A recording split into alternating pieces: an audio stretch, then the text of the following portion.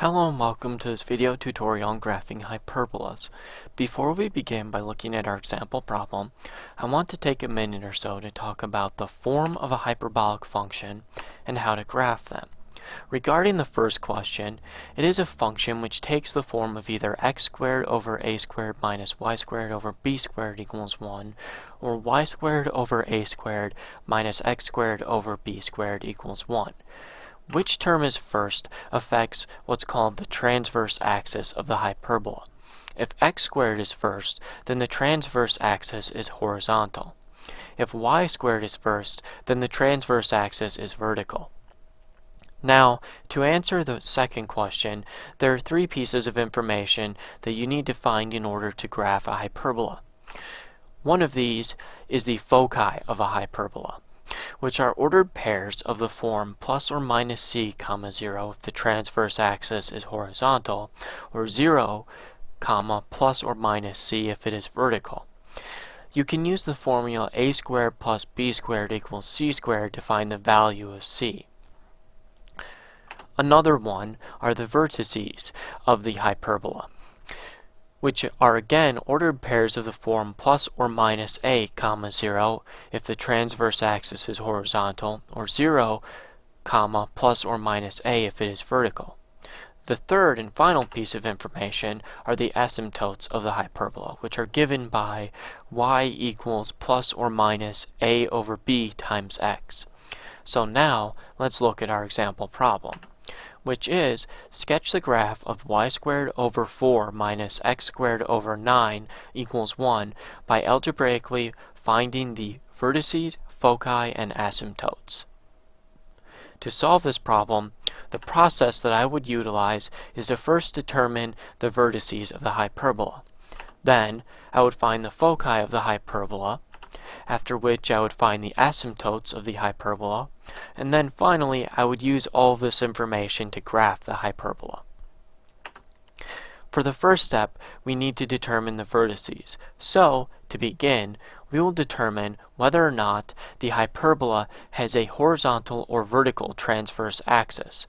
We will need this information throughout, so it is important to find this first. If we look at our original equation, y squared is above a squared, thus our transverse axis is vertical. Next, we need to substitute a into the correct ordered pair form for our hyperbola. Since we determined that our transverse axis is vertical, we will utilize 0, plus or minus a. Now, we will take the square root of a, which is plus or minus 2. So, our final result for step 1 is 0, plus or minus 2. For step 2, we need to determine the foci of our hyperbola. So, we will begin by determining the exact value of c using the formula a squared plus b squared equals c squared. So first, we will set up the formula with our values. Next, we will simplify this by adding 4 and 9 to get 13. Finally, we will square root both sides to get plus or minus square root of 13. Next, we will substitute c into the correct ordered pair form for our hyperbola. Similar to last time, because our transverse axis is vertical, we will again use the form where our variable is in the y position for our ordered pair.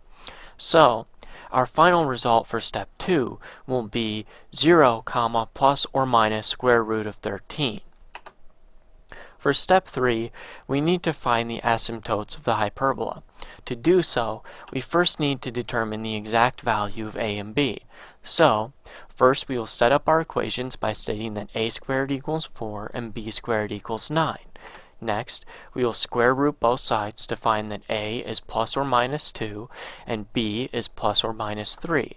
Next, we will substitute these values into y equals plus or minus a over b times x. This will give us our result of y equals plus or minus 2 over 3x. Finally, we arrive at step 4, which is to graph the hyperbola. You'll have to forgive me for not drawing the graph for you during this tutorial, but if we utilize all of the information we've collected up to this point, we can see that our two curved lines will be crossing the y-axis at 2 and -2. If you were to cross the origin with two lines, one going from the top left side to the bottom right, and one from the bottom left to the top right, both with a slope of 2/3, you would also have the asymptotes. However, since the asymptotes are not technically a part of the graph, I have chosen to omit them from the final graph. Thank you for watching, and I hope you enjoyed this video.